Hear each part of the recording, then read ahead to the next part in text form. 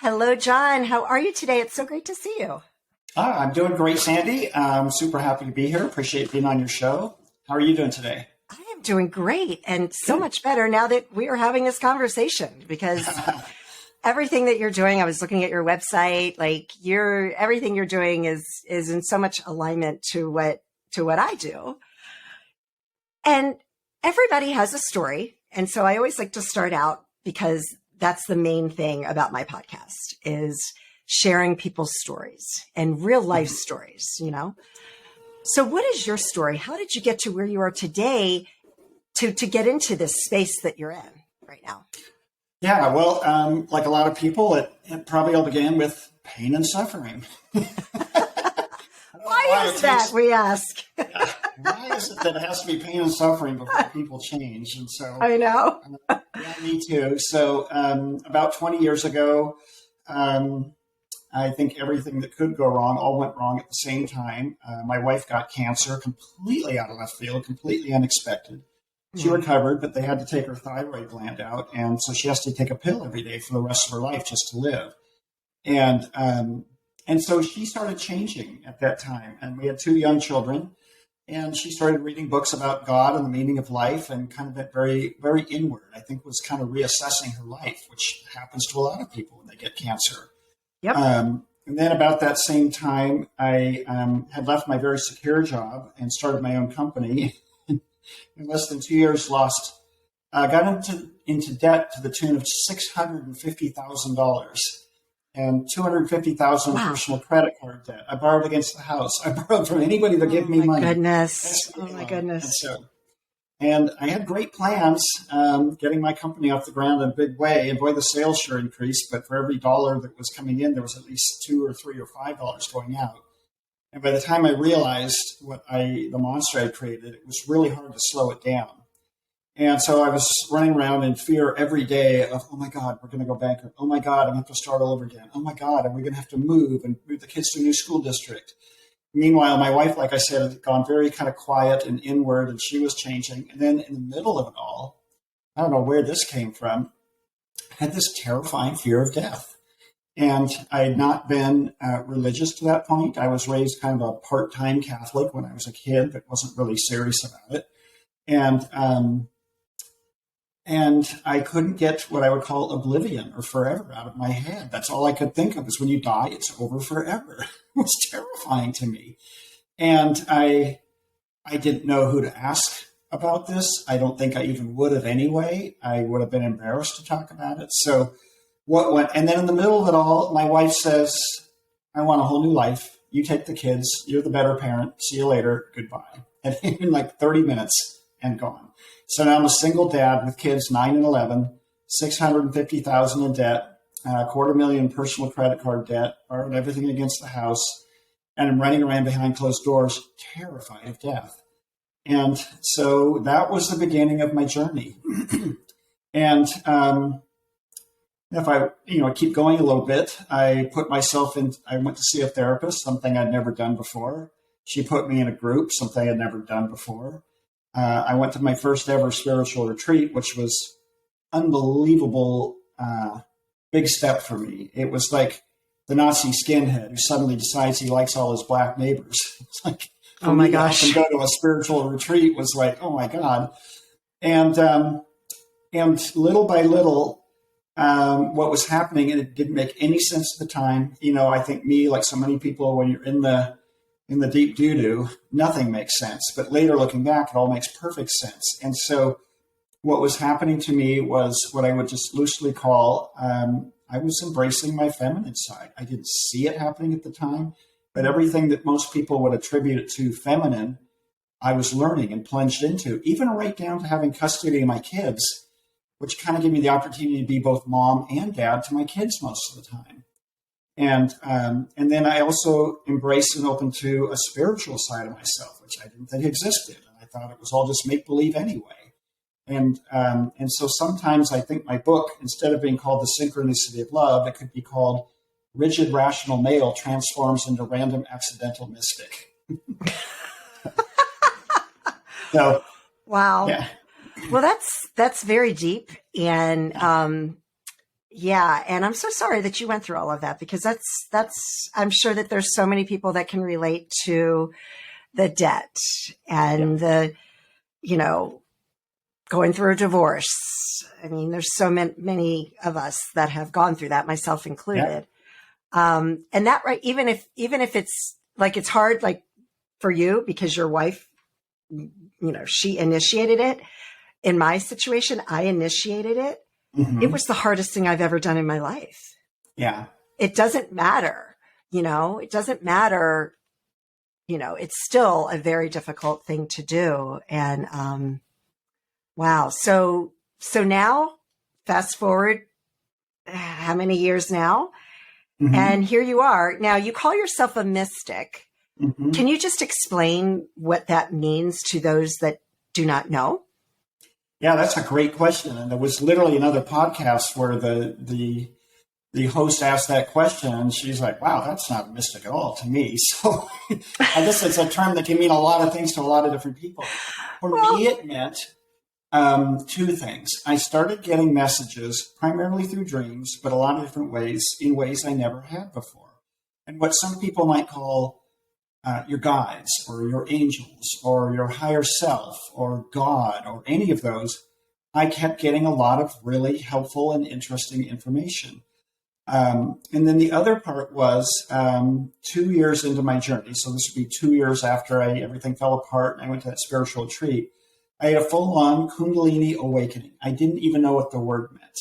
And my experience of it was an enormous amount of energy moving through my body, doing all sorts of strange things, completely out of my volitional control, and and associated with unbelievable visions and experiences. And at the same time, I'm raising two kids. I mean, sometimes I'd come home from work early and take a little nap and be in this profound experience, and then the doorbell rings because the kids just got off the school bus.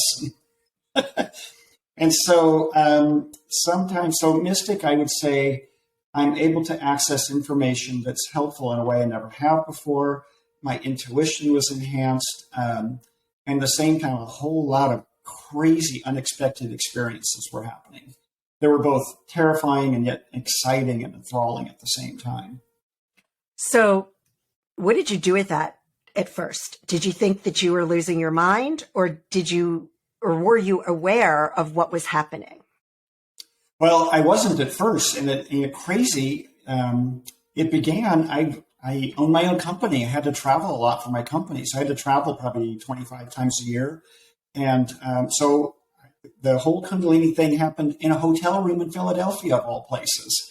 So I had just appeared on QVC, that home shopping network, and I was happy. I sold a fair amount of product, nothing earth shattering, but I wasn't a failure either. And I was really happy that I didn't screw up live on TV. And I had a hard time sleeping. And when I finally did fall asleep around midnight, I had what felt like orgasms in my root chakra, like my perineum area. I didn't even know anything like this was possible. And it would overwhelm my body with what felt like bliss. And it was like, I don't drink, I don't smoke, I don't do drugs, and yet you wouldn't believe what was happening to me. And then a few more minutes go by, and this like whole body orgasm that started in my perineum would happen again and again. And so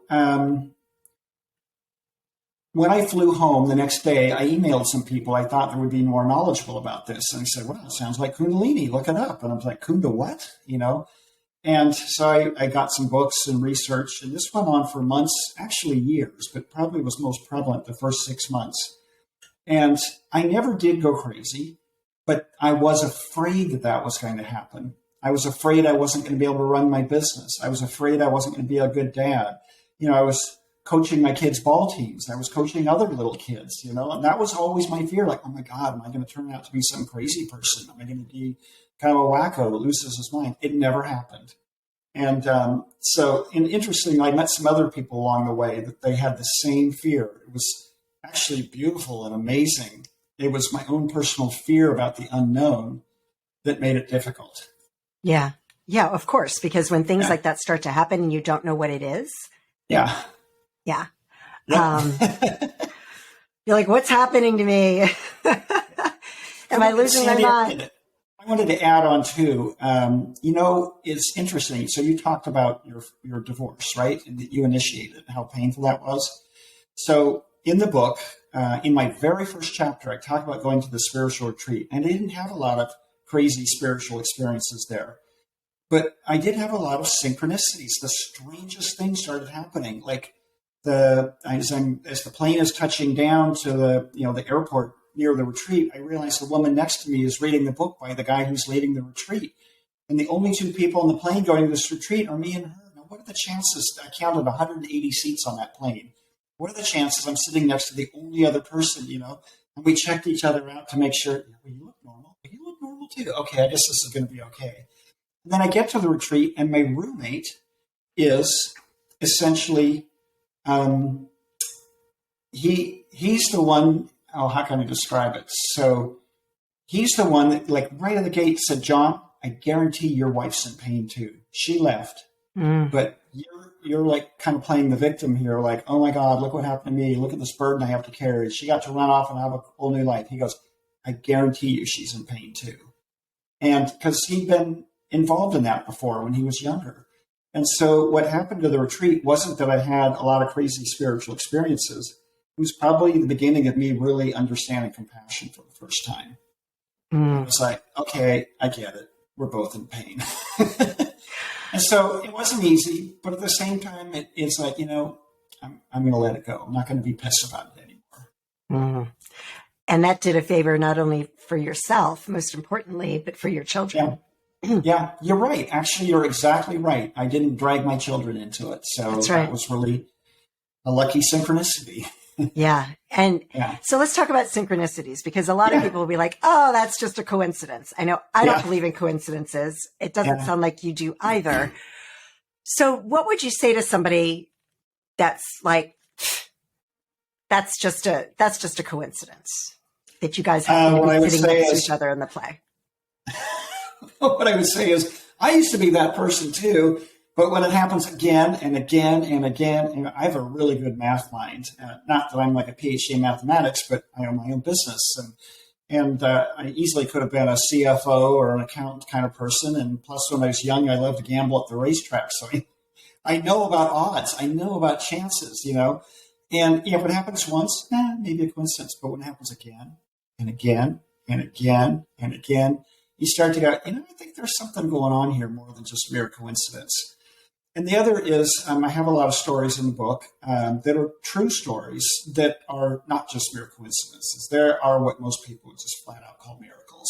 And, probably everybody has at least one miracle in their life. But when it starts to happen again and again and again, there's this sense of like, I think I'm onto something here. And I don't think it's, for some people, not everybody, it's not all that unusual. That is their life.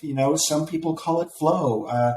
Things just come to them easier. Some people say, well, I'm just, manifesting is easy for me. I think from my point of view, it's probably more like I, the ego, John, my personality, am more in alignment with my soul and what it wants. And when that happens, a lot of what people call coincidences, miracles, synchronicity, serendipity, it starts to happen more and more and more.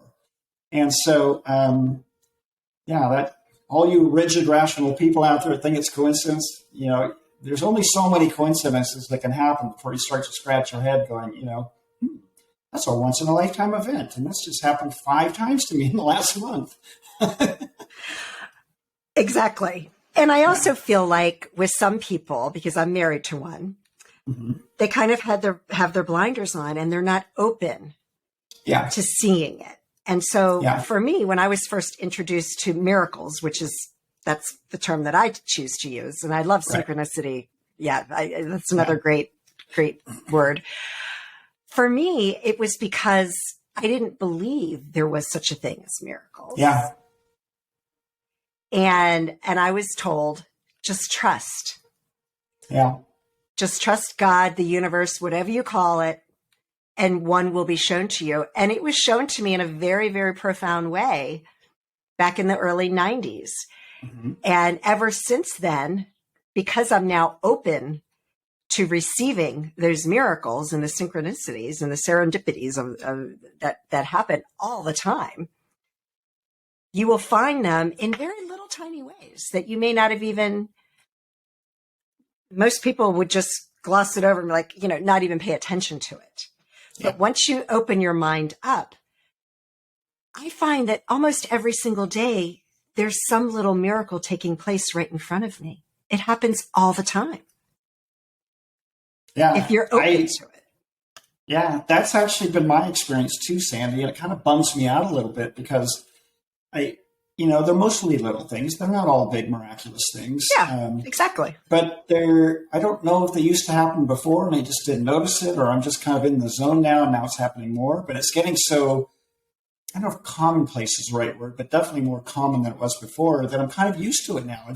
It doesn't seem so miraculous every day. And I bet I kind of miss that, So I have to be aware that I'm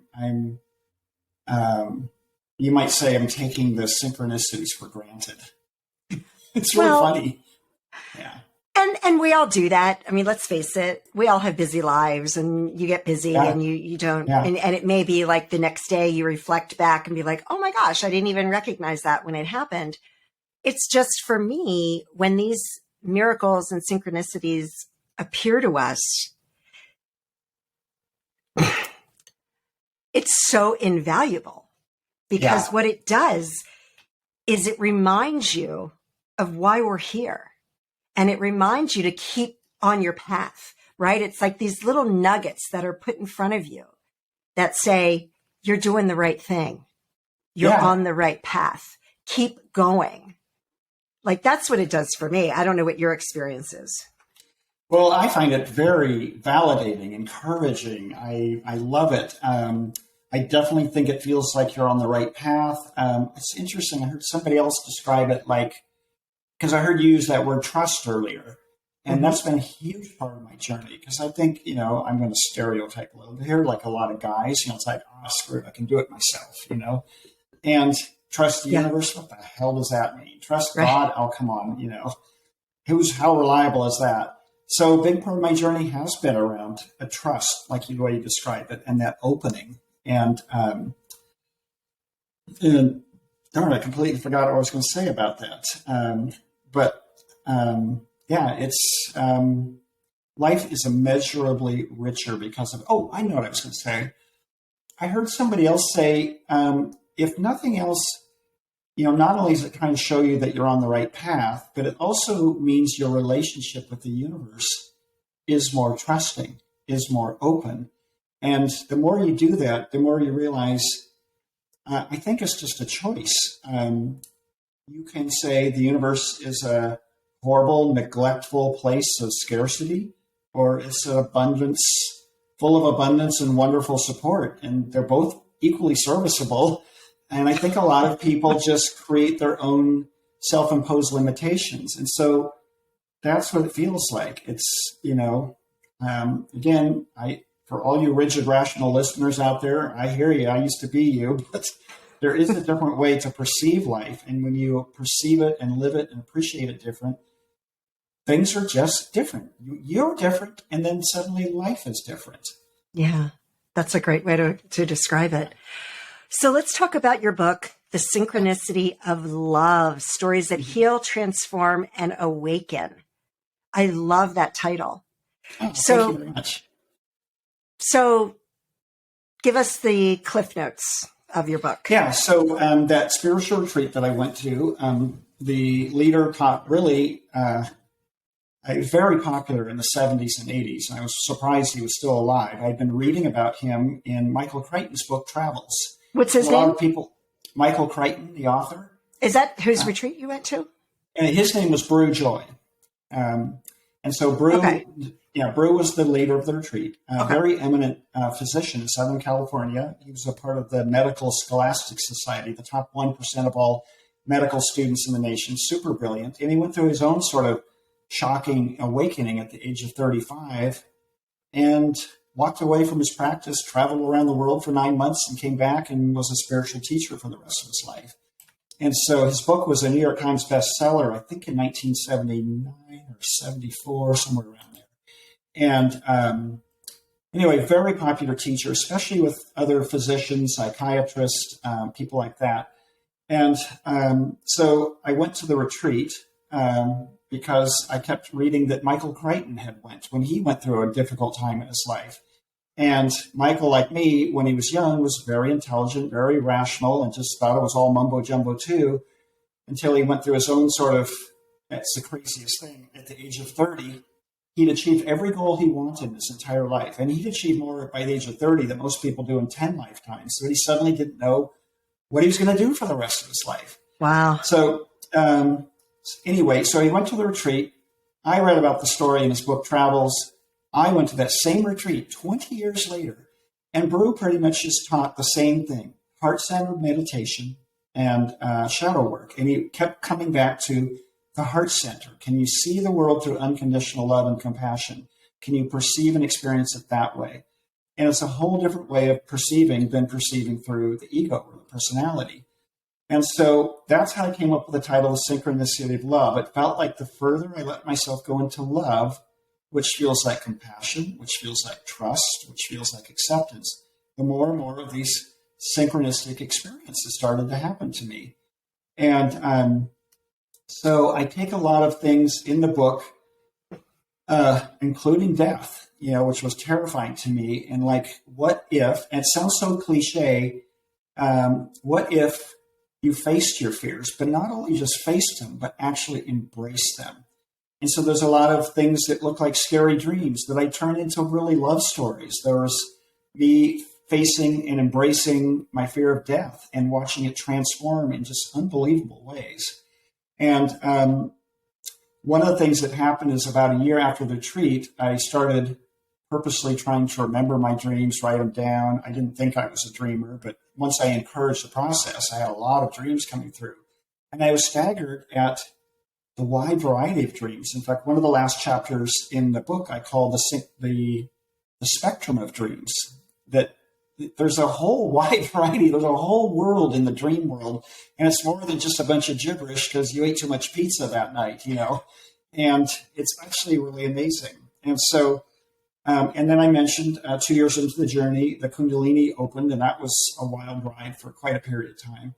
And so I think you could say it's 119 true stories, and some of them very real stories. I share stories about, getting divorced. And my daughter, for a period of time, went from being a really good girl to a really bad girl for a while. And I kind of chronicle that journey as well. Mm-hmm. So because while I was going through this journey, you might say, into being a mystic, I was still a dad with real problems. Real issues out there and real shit to confront. And so it's not all mystical dreams. Some of it is. It's me trying to be as real as possible about what happened and what I was going through. I love it. Yeah. So if there was one thing that you could tell the listeners, a piece of advice that's in the book, what would that be? I'm going to come back to what you talked about in the beginning, that opening. I think almost everybody, I'm going to speak generally. We can kind of all get set in our ways, mm-hmm. and set in our life view, set in the way we view our life, the way we view others, the way we view politics, the way we view God, anything. And there's a certain amount of comfort in that. There's no doubt about it. It's like, yep, this is who I am. This is what I believe in. The end. But life can start to dry up when you kind of box yourself in that way. So I'm going to come back to what you said at the beginning about opening, just opening. And there's a quote I love from Rilke in part that goes, "Some evening, take a step out of your house, which you know so well. Enormous space is near." And so the house you know so well could be your beliefs, the way you see the world. It's almost like I tried to describe it as I built brick walls around myself, and I feel safe inside those brick walls. But I think when you get older, there's the opportunity to start to tear those walls down a little bit. And life can become more enchanting, enriching, if you tear down some of those walls and go, I think there's got to be more to life than I think there is. And it's actually amazing what's out there and what's available. Ditto. Yes. Yeah. So your website is John David Latta. Yeah. I will make sure that is in the show notes, and you can buy your book, The Synchronicity of Love, on Amazon. That's correct. Yeah. Awesome. Is there anything else you want to share with the audience before we close up our talk? Well, I'll tell you real quickly. So Michael Crichton's book Travels was the one that completely transformed my life. And I read it for a long time. And Michael also went through a difficult time. And he embraced traveling around the world and exploring all the things he thought he knew about, but never actually had experienced himself. And so the book was, I'm not going to just read about it. I'm going to go experience it for myself and decide what I think of it. And that included a lot of spiritual experiences. And I like the way he wrote his book. It's a whole bunch of short, true stories. And so that's why I wrote the book the way I did. It's 119 short stories. A lot of them are only 1 to 3 pages long. It's the kind of book I like to read when I go to bedtime. I can just randomly open up to a chapter. You can read it chronologically, or you can just randomly read into it. And I think books, especially true stories, I wrote it all in first person as if it was present tense.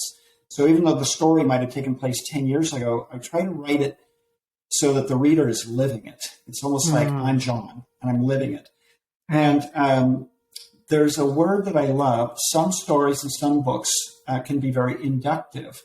And if you really let yourself fall into the stories of my book, as well as other people's stories, I want to experience exactly what John just experienced.